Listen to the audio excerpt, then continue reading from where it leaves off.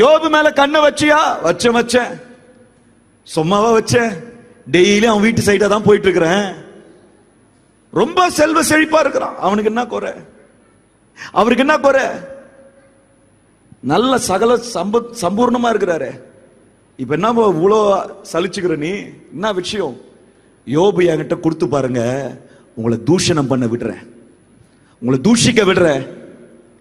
அப்படியா சொல்ற? யோபு உன் கையில வந்துட்டா என்ன தூஷணம் பண்ணுவான்னு நினைக்கிறியா? ஆமா, எனக்கு நினைப்பு இருக்குது. அக்ரிமெண்ட் பேப்பர் எடுத்துட்டு வா, உனக்கும் எனக்கு ஒரு அக்ரிமெண்ட் போடு. யோபுனுடைய எல்லாத்தையும் எடுத்து முடியாது. ஆனா பிசாசு பாருங்களேன், யாரை விழுங்கலாம் என்று வகை தேடுகிற இந்த பிசாசானவன் யோபு வீட்டில் வட்டமிட்டு சுற்றி கொண்டிருக்கிறான். சார், நம்ம உயர்ந்து இருக்கிறோம், நம்ம நல்ல நிலையில் இருக்கிறோம், எப்பொழுதுமே நம்ம நினைச்சிட்டே இருக்கக்கூடாது. மேல இருந்து கீழே விழுந்த எத்தனையோ வரலாறுகள் உண்டு. எத்தனையோ பெரிய மனிதர்கள் கீழே விழுந்த வரலாறுகள் உண்டு.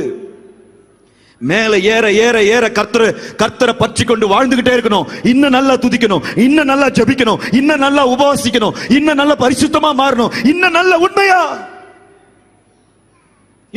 உண்மையா இருக்கணும். உயர உயர உயர உண்மையின் அளவுகள் ஏறிக்கொண்டே இருக்கணும்.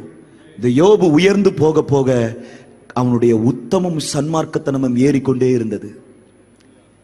பிசாசுக்கு ஒரே பெரிய எரிச்சல்.